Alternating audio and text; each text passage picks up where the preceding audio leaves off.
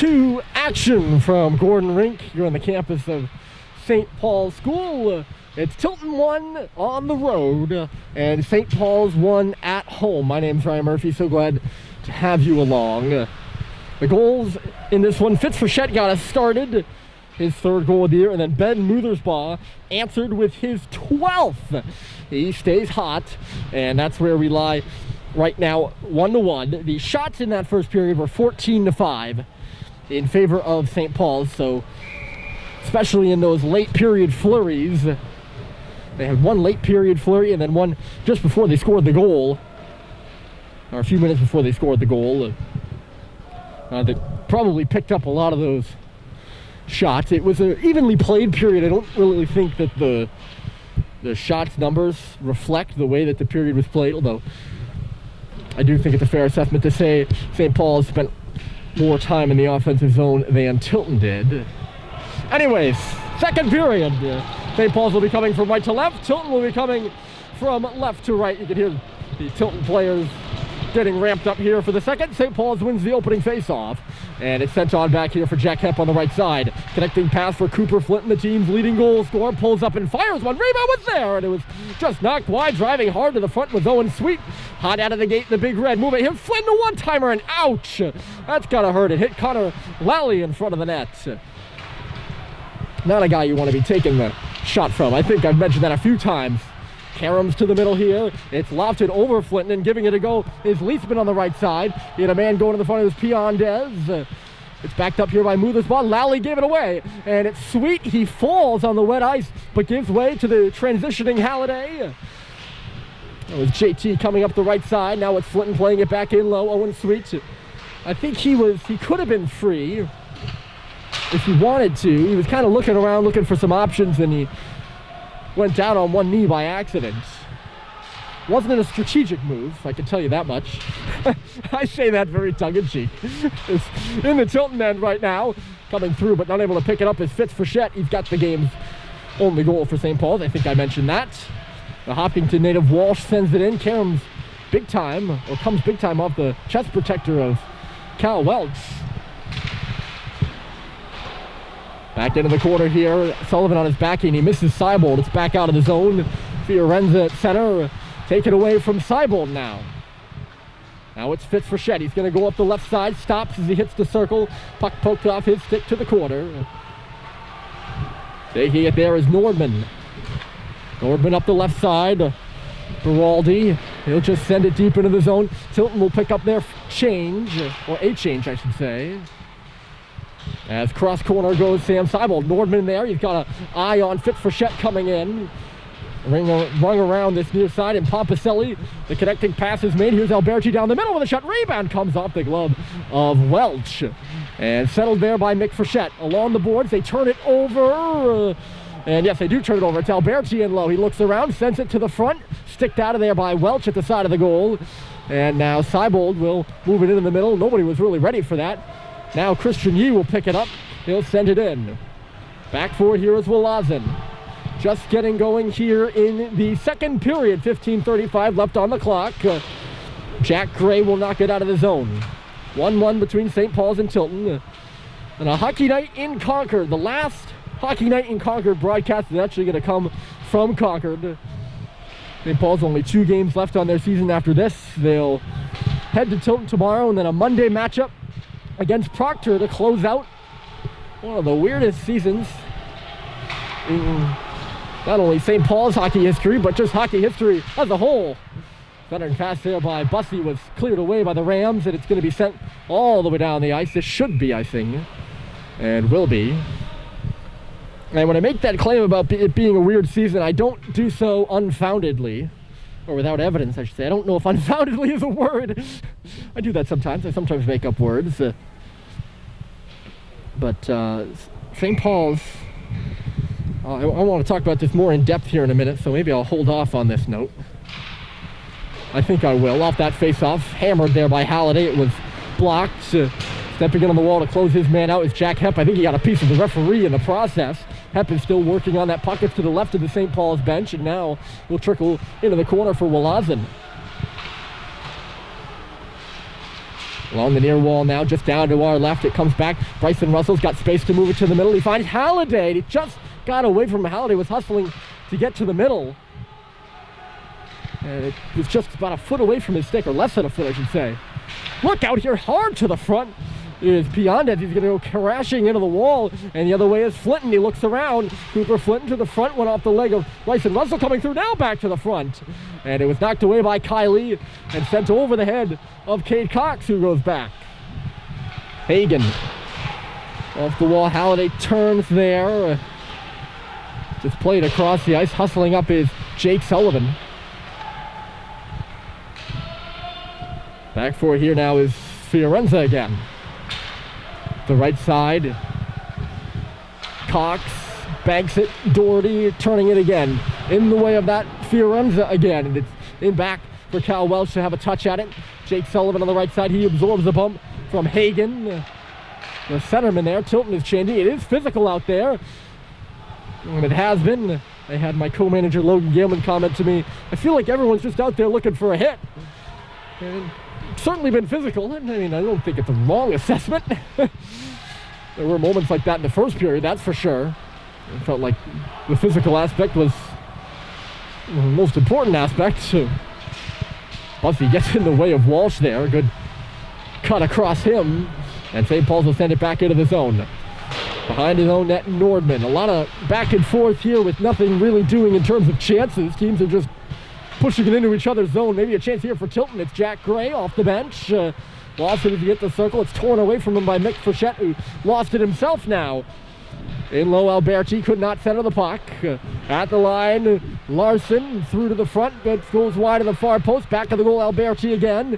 He finds Pompicelli. Pompicelli, Lally a drive, and it's stopped by Cal Welch. So when I say it's a weird season, I mean it. This weekend is game 5, 6, and 7 for St. Paul's. That's it. And if you want to go back and find a time when St. Paul's only had 7 games in a season, they had 6 games back in 1961. That was the last time they did it. And the teams they played that season were, oh, that's a penalty for sure.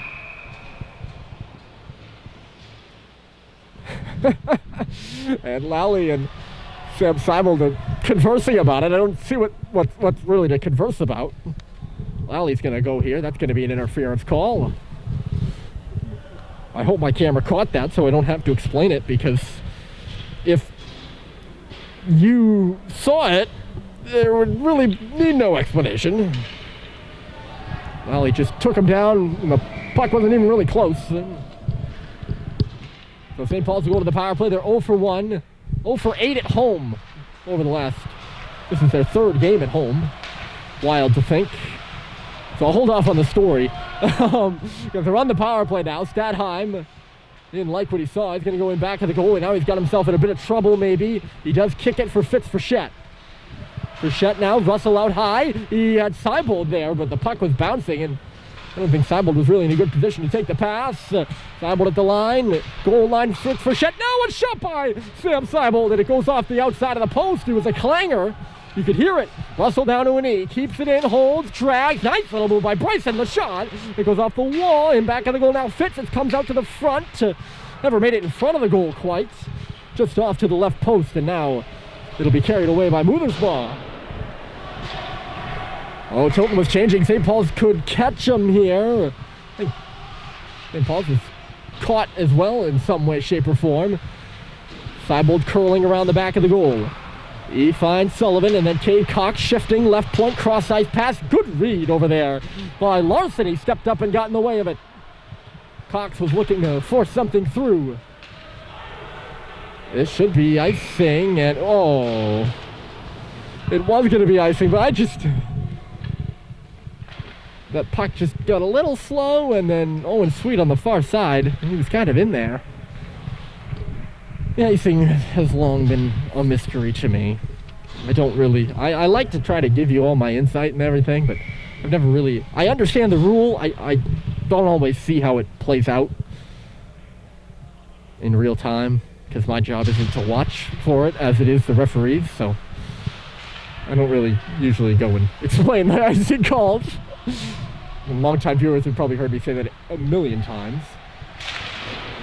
Somehow Cox ends up on his back, can't receive that pass, and Tilton is going to send it all the way down again. Good kill here for the Rams, just as they did in the first time around, or just as they did the first power play that St. Paul's had, I should say. Be a little less vague. There's only 15 seconds left to go in this power play. St. Paul's in danger of going 0 for 2. Here's Halliday. He leaves it. It's Owen Sweet. Takes a look. He finds Mick Frechette. Nobody in front of the net. Frechette a blast, and it got something. I'm not sure what it got. It went high the goal. Turn over here on the wall. Sent it in front. Flinton. He's got Halliday, and another pass just going nowhere. I think he was looking for Flinton. Now Cooper's got it back here. Left point sends one through. Went off the leg of Mick Frechette, who goes down. Good job by Owen Sweet to force that turnover on the wall. Wesleyan-bound Owen Sweet. One of 3 NESCAC-bound players on this St. Paul squad. 3 of the seniors. Penalty officially over to Lally. They're offside here at the line, and the players converge. Owen Sweet going to Wesleyan. Owen Stadheim going to Williams, and Jack Hepp going to Bowdoin.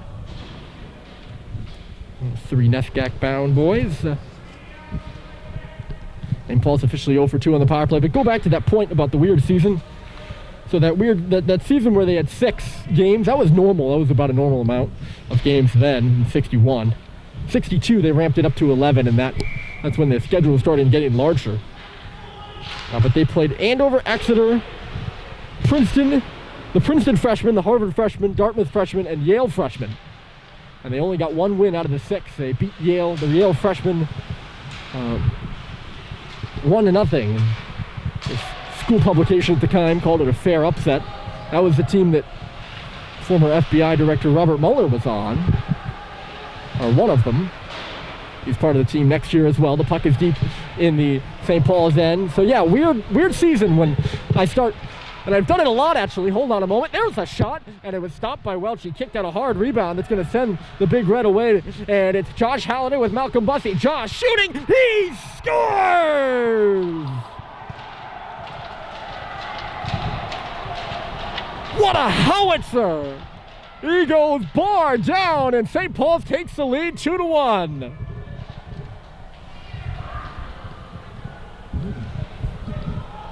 Yowza!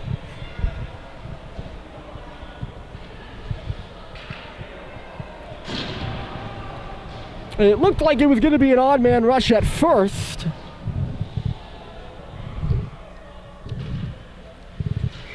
Tilton got back. They took away the passing lane, and Howard didn't really have much of an opportunity to shot, didn't really have much of an opportunity but to shoot, and shoot he did. That puts St. Paul's into the lead 2-1. I think Bussey will get an assist there. I think he might have touched it up to Josh.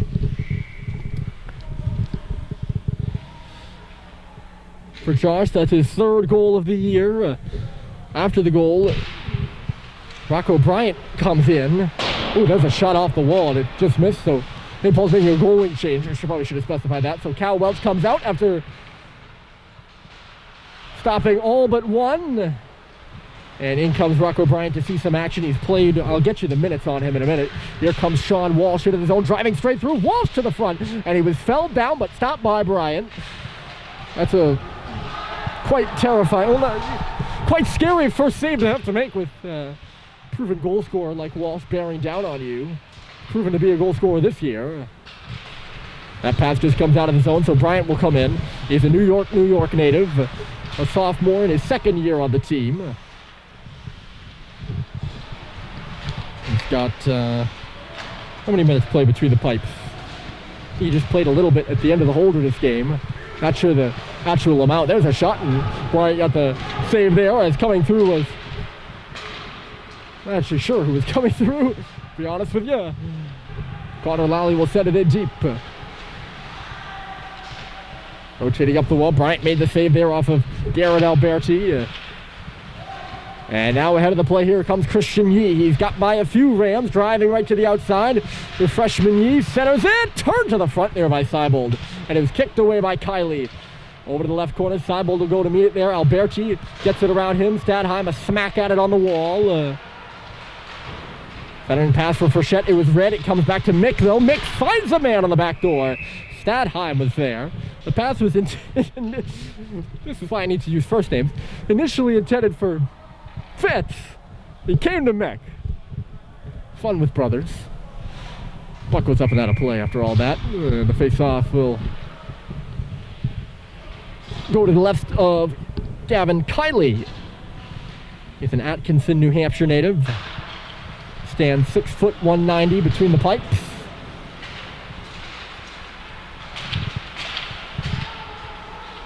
Larson gained the red line and shoots it in. Russell goes down there. I think he got tangled up with Alberti in the middle. Hep will find that puck and he'll lead the attack. He misses Sam Seibold, but it'll take a fortuitous angle and go right in on goal. Andrew Nordman, puck is bouncing around, unable to find it, and now a turnover. Seibold shooting. That puck was bouncing, and Fitz went straight through to the front of the net. Kiley allowing no leeway on the bouncing puck.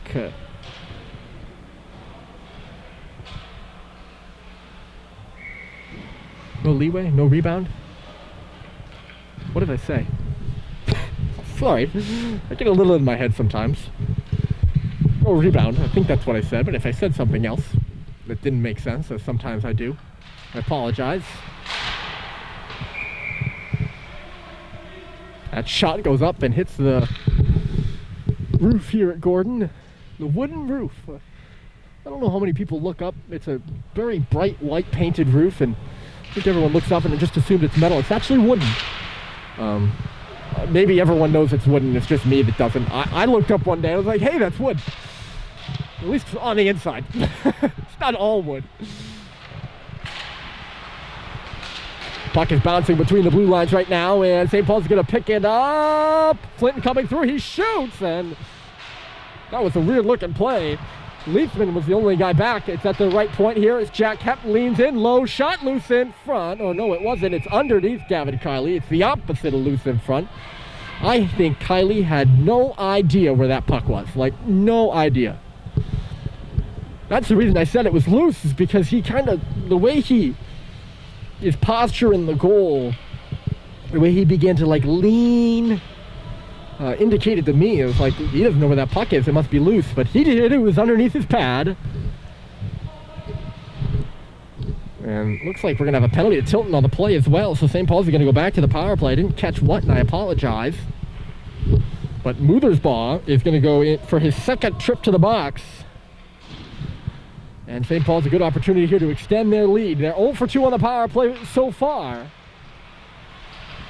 I think they're bound to break through. That's a extremely fringe call. That's tough. Oh, they're going to call offside. I'm sorry for moaning and groaning before explaining. Sullivan is standing there on the blue line, and there's no real pressure on him. And from where I am, and I'm not far from the blue line, obviously the referee is a lot closer than we are, but it does not look like that puck comes out of the zone. Tough draw for the Big Red, and they'll be forced to make a zone entry here. It's not going too prettily.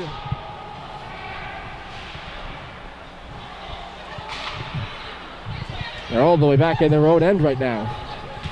Cox, that's a girls hockey team you see going by. They'll have their senior game tonight as well. Cox takes a hit to the knee as he was coming in, maybe a bit late. No tripping call called. Flinton in low. He throws it off the upper body of Kiley and ping-pongs its way back to Owen Sweet. Sweet takes a look. He's got Cox on the right point. Now it's Flinton moving at the circle. He fires. Rebound's there. And nobody able to get a stick on it. Flinton trying to chase down his man. He'll keep it into the zone. Slips it on across. Here's Halliday driving his way down the middle. Couldn't really get a shot or anything off. He'll go battling in there. Wins that puck along the wall. Good battle win by JT Halliday on the half boards. He's a strong kid, JT is. Cox tops of the dot, into the middle, Halliday, a shot, rebound, it's there! It's bouncing around, Flinton whacks at it and comes free to the corner, or the circle for Walsh, I should say. And Hagen takes it away, rips it wide, comes all the way around. Halliday had a tap at it, finds its way to Russell. There's 29 seconds left to go in the power play. I think that might have been, St. Paul's, I don't know if it was their best power play of the three, but They did a very good job of puck retrieval. Piandez was hot on that puck, but he took a digger in neutral territory. It is going to end up in a successful kill for Tilton again, though, unless St. Paul's get something cooking really, really quickly here. There's only 2 seconds left. Vadheim comes in, sends it to the front. Kiley redirects it up off the glass. It hits off the dasher.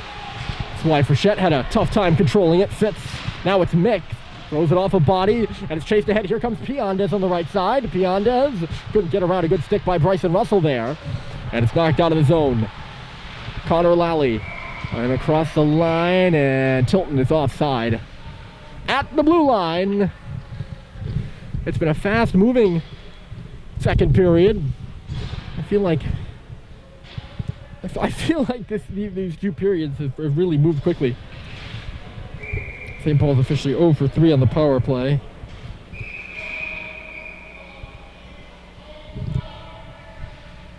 St. Paul's making changes, and there's some sort of miscommunication or something. I don't know if it's between the coaches and the referees, or the coaches and the players, or all 3. I think it's between the coaches and the referees, because Coach Mark Bozick over there doesn't look particularly pleased. It's harder to read the facial expressions with the masks on. But sometimes you can hear, I can't hear what they're saying because this building echoes so much. But you can hear their tone of voice, and the tone of voice from the St. Paul's coaching didn't look particularly pleased. And now this group of players, which was coming off the ice on that offside call, is now going to be caught out there again for a defensive zone face-off. So just remember that this group was supposed to come off the ice. And now they're caught out there in their own defensive zone. So we'll see what happens. Stadheim digs into the draw. And he wins it. Frechette came through, picked it up, and they turn it over. Get a change. It's a long change, second period 2. Stadheim and Frechette will go to the bench. Jack Hepp in low. He pokes it up the wall, and he's going to give chase himself. So they're out of the danger if there ever was any. And Hepp's just going to keep on trucking. It goes to the corner.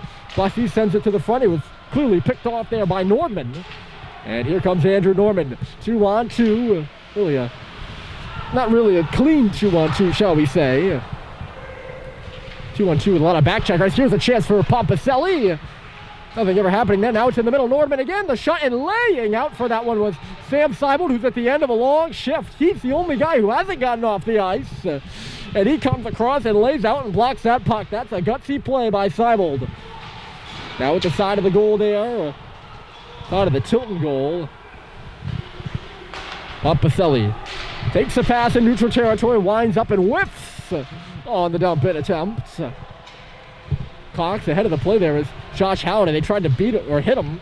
Cox did, but the pass just goes off his upper body. Good forechecking in low. It's centered in front. And the good read coming back by Beraldi. Halliday swung and missed. That was good forechecking by Ryan Doherty to force the turnover in low and center it.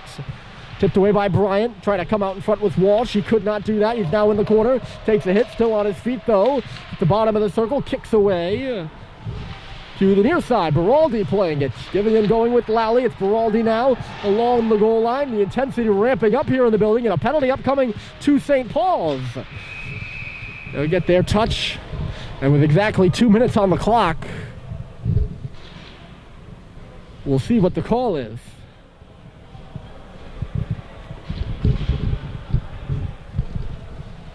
And it looks like it's going to be...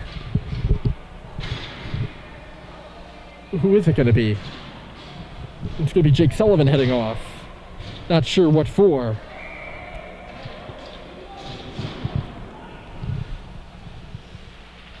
Well, Tilton's first opportunity on the power play. Not a lot of their production, but in all their box scores, if you go look to the common trend, there's play with special teams, and there's been special teams goals for or against in either any of their games played. So we'll see what their power play has to offer. A lot going on in front of the net here.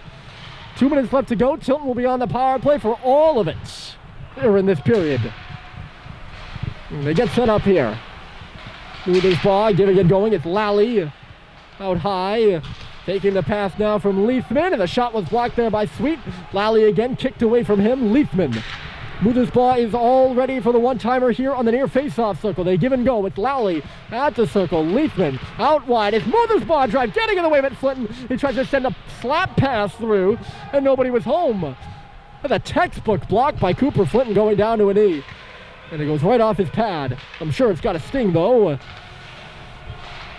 Here's Lally. He winds up a one-timer. Cairns hard off the glass, right to the middle for a sweeping motion by Owen Sweet to sweep it down the ice. And quickly up on the forecheck there, Flinton. Maybe trying to catch Gavin Kiley off guard. 47 seconds left in the power play in the period, and Cox steps back with it, up off the glass, and it took a Tilton hop in neutral territory, so coming through Mothersbaugh again, and a drive was blocked by Bryant. Cox could not clear. Back to the goal here for Cox again. He's 2-on-1 double teamed in low. He wins the battle though, and Jack Hepp has some time and space. A good kill so far for St. Paul's, and Bussey's actually ahead of this play. He tries to wrap it out in front. That's going to start the Tilton breakout, or could have, but Wallazin just tracked back with it. Sometimes you'll see that happen where guy makes a centering pass and the other team just goes the other way. Alberti across the line. 5 seconds left to go. Hepp knocks his man down. Tilton bench calling for a penalty. None forthcoming. It's in below the goal line. And nobody able to get anything together before the period and the time on the period expires. After 2, we only had 1 goal in the second frame, and it belongs to the freshman from Saugus, California, Josh Halliday. He put one, tucked it right underneath the bar, and underneath Gavin Kiley's left shoulder, bar down, and St. Paul's leads 2-1 after 2. The third period is coming up after the intermission.